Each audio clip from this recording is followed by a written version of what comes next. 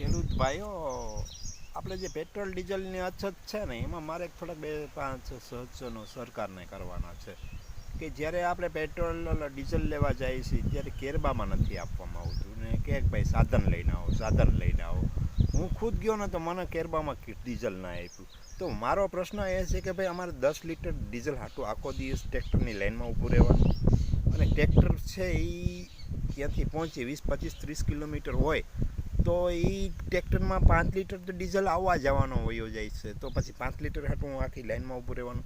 એટલે હું ખેડૂત ચોર નથી ભાઈ. અને જે કેરબામાં ડીઝલ લઈ આવે ને એ સંગ્રહખોરી ન કરતા હોય, એ પોતાના માટે ખાલી 20-25-30 લીટર રાખતા હોય છે. કારણ કે ડેલી 10 લીટરનું ડીઝલ બર્સ કરતા હોય તો હું ડેલી ટ્રેક્ટર લઈને ડીઝલ 10-10 લીટર લેવા જવાનું હોય અને 10-25-30 લીટરનું સ્ટોક બધા ખેડૂત પાસે રાખતા જ હોય છે. એટલે આ જે નિયમ છે સરકારશ્રીએ ધ્યાન દેવાની જરૂર છે. બીજું મારે એ કહેવું છે કે ભાઈ ખેડૂત ચોર નથી, અને ભાઈ ખેડૂત થકી તમે જીવતા છો. એટલે ભાઈ ખેડૂતનું તમે બુરું ચાળવામાં ને ખેડૂતને ભાઈ 10-20 લીટરના કેન ભરી દઈએ, એ કાંઈ ચોરી કરવા નથી જતા, બીજા કોઈને વેચવા નથી જતા, ખુદના ખેતરમાં ટ્રેક્ટરમાં વાપરવા માટે ડીઝલ લઈ જતા હોય છે. એટલે મારે તમને એ કહેવાનું છે કે ભાઈ આ નિયમ છે ને ખોટો છે સરકારશ્રીનો. એટલે ભાઈ જે આપણે છે ને ભાઈ ખેડૂતને ડીઝલ મળવું જોઈએ, અને જે નેતાઓ છે ખેડૂતના જે વિરોધ કરતા હતા, ખેડૂતને સાથ સહકાર આપે, એ નેતાની બધા બોલતી, કોઈના નામ નથી લેવા, એ બધાની બોલતી બંધ થઈ ગઈ. ભાઈ ખેડૂત છે ને એનો માલ ખરીદવામાં તમને મોંઘવારી નડે.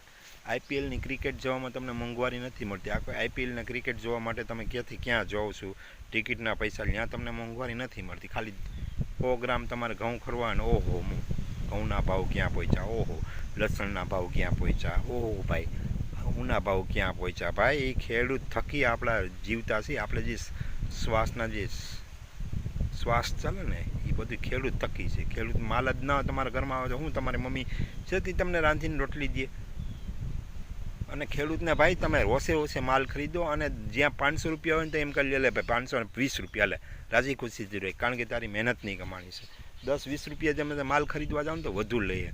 હવે તમે ઓલા પીઝા ખાવા જાઓ, અમે 300 રૂપિયાની પીઝા ખાવશું, ત્યાં તમને કોઈ મોંઘવારી નડતી નથી. અહીંયા ખાલી 30 રૂપિયાની રોટલી મળતી હોય ને તો ઓહો મોંઘોઈ રોટલી છે કે બહુ મોંઘી છે ભાઈ. એટલે ભાઈ ખેડૂતનું તમે જે મસ્કરી કરોમાં ને, ખેડૂત કાંઈ ચોર નથી અને કાંઈ સંગ્રહખોરી કરે જ નહીં કોઈ દી. પણ વસ્તુ શું છે કે સરકારશ્રીએ નિયમ બધાય ટ્રેક્ટર છે, બીજું કોઈ જેસીબી ક્યાંય લાઇનમાં નથી આવ્યું જોઈએ રોડમાં, ક્યાંય કંઈ ખટારા એટલા મોટા ખટારા ક્યાંય લાઇનમાં નથી આવતા, ક્રેનું ક્યાંય લાઇનમાં નથી આવતી. એક ખેડૂત જ લાઇનમાં ઊભો છે, એ ટ્રેક્ટરની.